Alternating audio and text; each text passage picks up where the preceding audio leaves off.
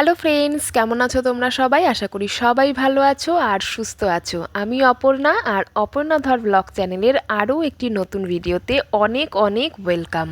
বেশ কিছুদিন ভিডিও করা হয়নি, তাই আমি পোস্টও করতে পারিনি, অনেক লেট হয়ে গেল। এবারে একে একে ভিডিওগুলোকে আমি তারপরে তো ভিডিও শ্যুট করে একে একে এখন আমি এডিট করে একটা একটা করে দিয়ে দিচ্ছি।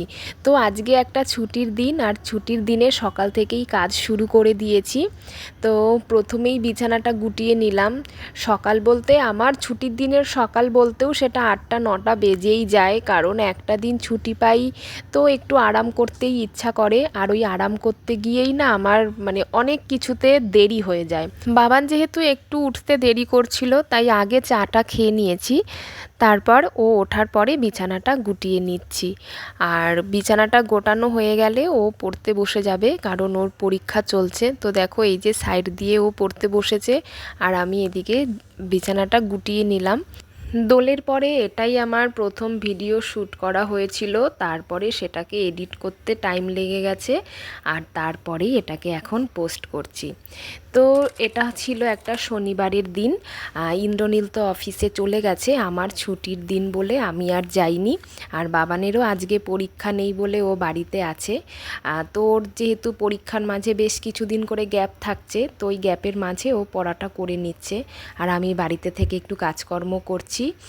বিকেলের দিকে একটু বেরোনোর আছে, কারণ সামনে আমাদের একটা বিয়েবাড়ির নেমন্তন্ন আছে, একেবারেই ক্লোজ রিলেটিভ। তো সেই কারণে কিছু কেনাকাটারও বাকি আছে, সেগুলো করতে যাব। তা সেটা তোমরা অন্য একটা ভিডিওতে দেখতে পাবে। আর তার জন্য অবশ্যই কিন্তু বন্ধুরা চ্যানেলটা সাবস্ক্রাইব করে আমার সঙ্গে থেকো, আর নোটিফিকেশান বেলটা অন করে দিও, যাতে নেক্সট যে ভিডিওগুলো আমি আপলোড করব সেগুলো কিন্তু নোটিফিকেশানটা তোমাদের কাছে পৌঁছে যাবে। আর এখন যে ভিডিওটা দেখছো অবশ্যই কিন্তু কমেন্ট করে জানাবে যে ভিডিওটা কেমন লাগলো। ভালো লাগলে অবশ্যই কিন্তু একটা লাইক করবে। তো এই হচ্ছে আমার ছাদ বাগানের ফুল, এগুলো হচ্ছে টাইম ফুল। তো দেখো কি সুন্দর ফুল ফুটেছে, কালারগুলো খুব সুন্দর। আর কি জামা কাপড় ছিল সেইগুলো কেচে নিয়ে চলে এসেছি ছাদে, তো সেগুলোও মেলে দিলাম। আর তারপরে দেখো এই জুতো ধুয়ে নিচ্ছি, কারণ এই জুতোগুলো আমি ঘরে পরি আর কি। আর দোল খেলেছিলাম বলে পুরো আবিরে পুরো ভরে গেছে, কিন্তু তারপরে আমি আর একটুও সময় পাইনি এগুলো ধুয়ে পরিষ্কার করে রাখবার। তো যাই হোক, সেগুলোকে আজকে আমি সময় পেয়েছি তাই পরিষ্কার করে নিলাম। আর এই দেখো সমস্ত জামা কাপড় আমার মেলা হয়ে গেছে। এবার চলো আরও একটা কাজ বাকি।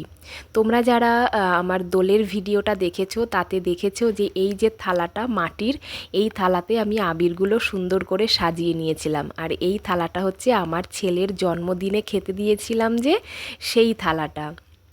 তো এটাতে আবির নেওয়াতে তো পুরো নোংরা হয়ে গেছে, তো সেই কারণে এটাও একটু ধুয়ে পরিষ্কার করে রেখে দেবো। এত সুন্দর থালাটা তো আর ফেলে দিতে ইচ্ছে করে না, তো সেই কারণেই একটু পরিষ্কার করে রেখে দিচ্ছি, যদি আবার পরবর্তী সময়ে আবার কাজে লাগে তখন আবার কাজে লাগানো যাবে।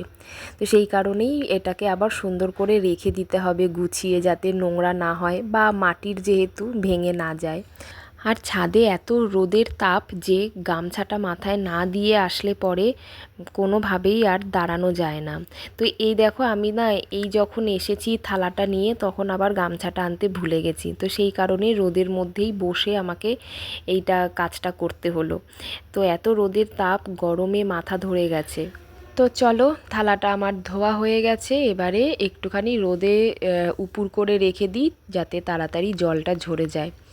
এখানেই ছাদেই রেখে দেবো, পরে এসে নিয়ে যাব। এই দেখো টবের গায়ে হেলান দিয়ে রেখে দিয়েছি। আমার ছাদ বাগানের ফুলগুলো তোমাদের কেমন লাগছে অবশ্যই কিন্তু আমাকে কমেন্ট করে সেটাও বলবে, কারণ আমি সময়টা খুব কম পাই এদের যত্ন নেওয়ার, কিন্তু যেটুকু সময় পাই চেষ্টা করি এদেরকে সময় দেওয়ার। যেমন দুদিন আমি গাছে জলও দিতে পারিনি, এতটাই ব্যস্ত ছিলাম। আসলে সকালবেলা অফিসে তাড়াহুড়ো করে বেরিয়ে যাই, আবার সারাদিন পর রাতে বাড়িতে ফিরে তখন আর মনেও থাকে না যে একটু ছাদে গিয়ে গাছে জল দিই, তখন অবশ্য রাতও হয়ে যায়। তারপরে এসে ঘরের কাজকর্ম করা, সব মিলিয়ে মিশিয়ে একটু সময়ের অভাব হয়ে যায়, কি আর করা যাবে।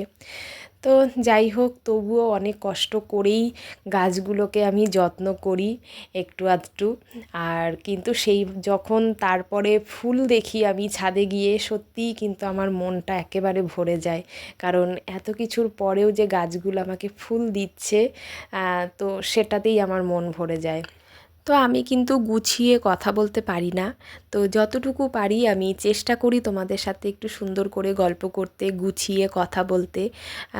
আমার মনে হয় যেন তোমরা বোরিং মানে ফিল করো। তো যাই হোক, একটু সাপোর্ট করো। তোমাদের সাপোর্ট আমাদের ভীষণ দরকার আমার, যাতে আমি একটু সামনের দিকে এগিয়ে যেতে পারি।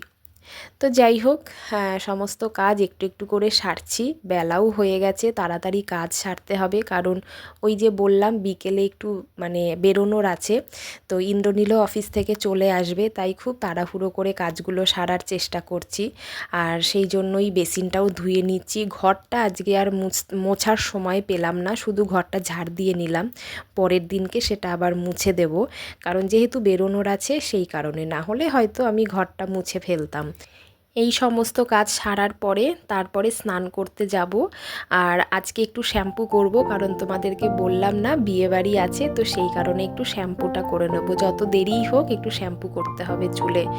আর হচ্ছে এখনও খাওয়া দাওয়া হয়নি, বাবানও আমার জন্য ওয়েট করছে। আমি সমস্ত কাজকর্ম সেরে, স্নান ধান সেরে তারপরেই কিন্তু খেয়ে দিয়ে রেডি হতে হবে, আবার বেরোনোর আছে।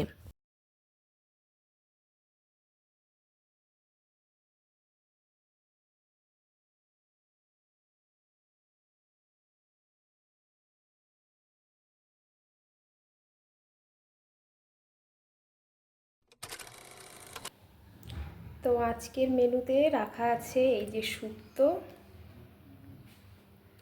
আর এখানে হচ্ছে মাছের ঝোল, আর এখানে কুকারে ভাত, আর আছে আগের দিনের ডাল, আর এখানে আগের দিনের বাঁধাকপি। এই দিয়েই এখন মা আর ছেলেতে মিলে লাঞ্চটা সেরে নেব।